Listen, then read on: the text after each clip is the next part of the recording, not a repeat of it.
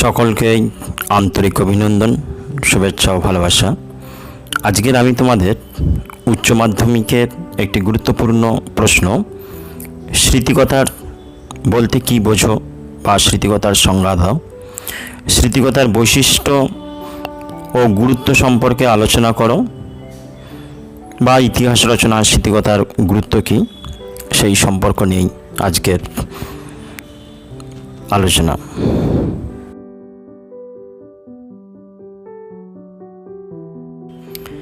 প্রথমেই আমরা স্মৃতিকথার ভূমিকা সম্পর্কে আলোচনা করব।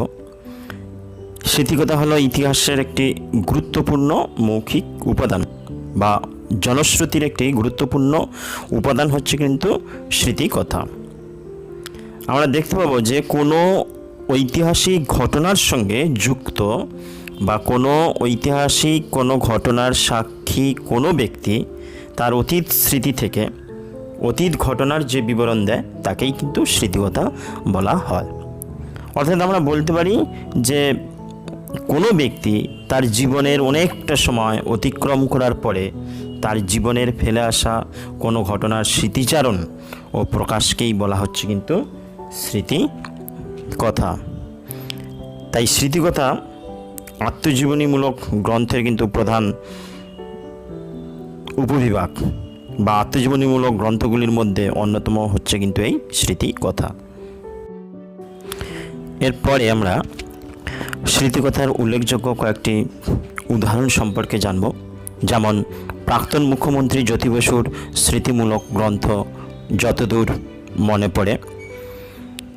এছাড়া দক্ষিণারঞ্জন বসুর সম্পাদিত ছেড়ে আসা গ্রাম, মণিকুন্তলা সেনের সেদিনের কথা, বিপ্লবী আশালতা সরকারের আমি সূর্য সেনের শিষ্যা, সঙ্গীতশিল্পী মান্না দের জীবনের জলসাঘর, নারায়ণ সান্যালের স্মৃতিকথা আমি নেতাজিকে দেখেছি।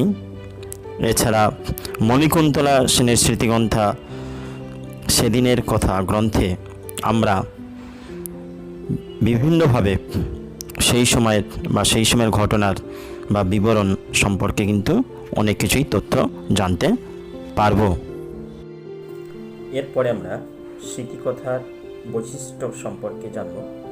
প্রথম বৈশিষ্ট্য সত্য ঘটনার বিবরণ। আমরা এখানে দেখতে পাবো যে অতীতের কোনো গুরুত্বপূর্ণ ঘটনার সঙ্গে প্রত্যক্ষ বা পরোক্ষভাবে যুক্ত বা ঘটনার প্রত্যক্ষদর্শী তার স্মৃতি থেকে বিবরণ দেয়। ফলে স্মৃতিকথার কাহিনীগুলি কিন্তু সত্য কথা থাকে। স্মৃতিকথা কোনো কাল্পনিক গল্পকথা নয়, এর একটি কিন্তু বাস্তব ভিত্তি থাকে। অর্থাৎ বাস্তব কাহিনী কিন্তু লেখক স্মৃতিকথায় তুলে ধরেন। এর ফলে স্মৃতিকথার বিষয়বস্তুর ঐতিহাসিক ভিত্তি কিন্তু আরও বেশি মজবুত হয়। এর পরের পয়েন্ট, বিশেষ ঘটনার উপস্থাপন।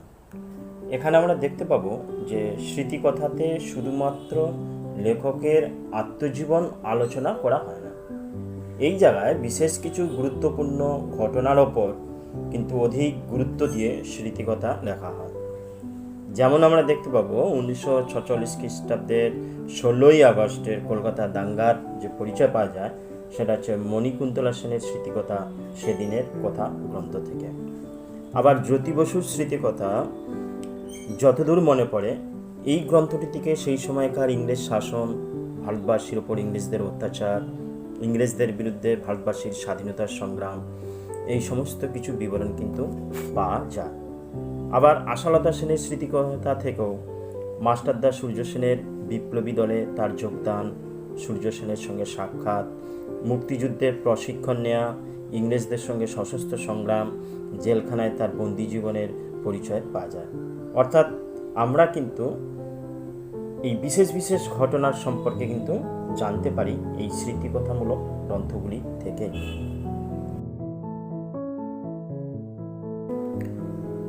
পরের পয়েন্ট, বিভিন্ন দৃষ্টিভঙ্গি। এই জায়গায় অধিকাংশ স্মৃতিকথার লেখকের নিজস্ব দৃষ্টিকোণ থেকে ঘটনার বিবরণ দেন। ফলে ঘটনাগুলির বিভিন্ন স্মৃতিকথার মধ্যে কিন্তু দৃষ্টিভঙ্গির পার্থক্য থাকে।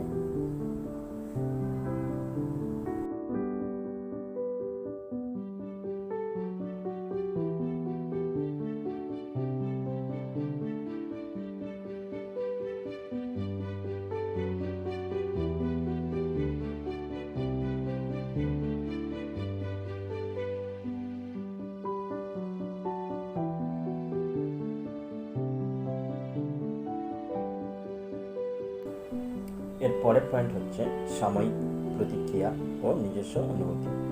এই জায়গায় আমরা দেখতে পাবো যে লেখক তার স্মৃতি থেকে ঘটনার যে বিবরণ দিচ্ছেন, বা সেই সময় মানুষের মনে সেই বিবরণের কীরূপ প্রভাব পড়েছিল, বা সেই সময় তিনি কীরূপ পরিস্থিতির মধ্যে পড়েছিলেন, বা সেই সমকালীন পরিস্থিতিকে কীরূপে পরিবর্তন ঘটিয়েছিল, তা পরিপূর্ণভাবে কিন্তু স্মৃতিকথার প্রেক্ষাপটে ভেসে ওঠে।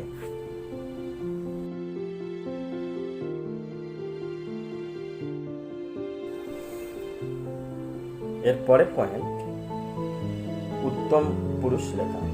লেখক নিজে কাহিনীর লেখক বলে স্মৃতিটি কথা উপস্থাপন করা হয় উত্তম পুরুষে।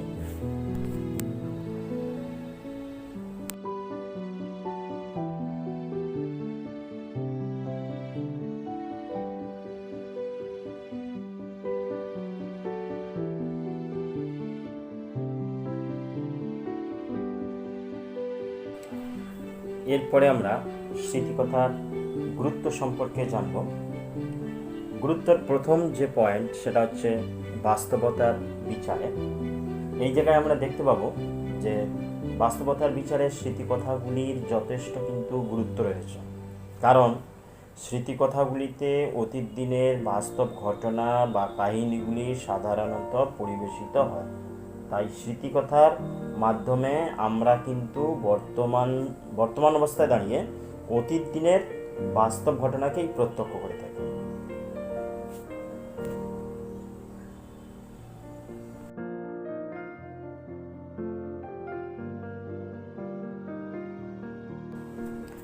দু নম্বর পয়েন্ট ঐতিহাসিক উপাদান হিসাবে স্মৃতিকথাগুলি থেকে আমরা বিভিন্ন ঐতিহাসিক উপাদানের সংজ্ঞা পাই, বা ঐতিহাসিক উপাদান সম্পর্কে জানতে পারি।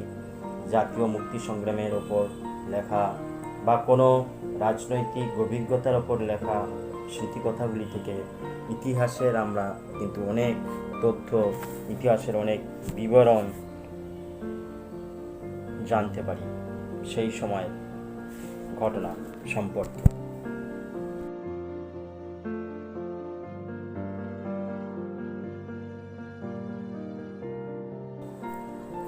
পরের পয়েন্ট প্রত্যক্ষ বিবরণ হিসাবে স্মৃতিকথায় আমরা দেখতে পাবো যে অতীত কাহিনী বা ঘটনার প্রত্যক্ষদর্শী গুণী ব্যক্তিগণ স্মৃতিকথায় তাদের অতীত স্মৃতি পুনর্বর্ণনা করেন।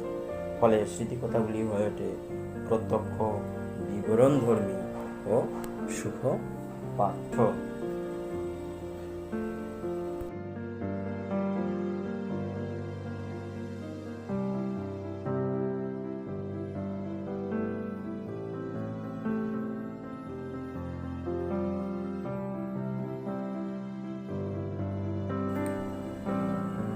পরের পয়েন্ট স্বৈরাচারের বিবরণ।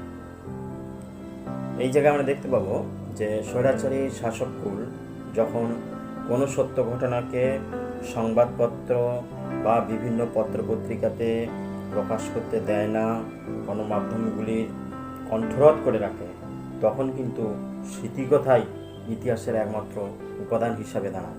কারণ এই স্মৃতিকথা থেকেই আমরা অনেক কিছু তথ্য জানতে পারি।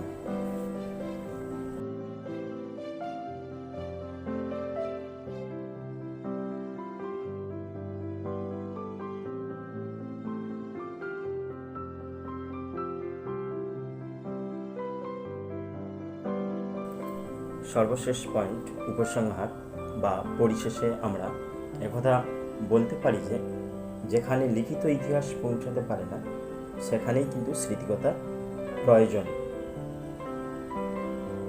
কারণ স্মৃতিকথা থেকে বাস্তব সত্য ঘটনার বিবরণ প্রত্যক্ষদর্শীদের কাছ থেকে সরাসরি পাওয়া যায়। ফলে কিন্তু আমরা স্মৃতিকথার যে ঘটনা, সেই ঘটনার কিন্তু একটা বাস্তব ভিত্তি থাকে বা সত্যতা থাকে। কিন্তু তা সত্ত্বেও আমাদের স্মৃতিকথা থেকে সতর্কতার সঙ্গে গ্রহণ করতে হবে, কারণ স্মৃতিকথার তথ্য অনেক সময় কিন্তু নিরপেক্ষ হয় না।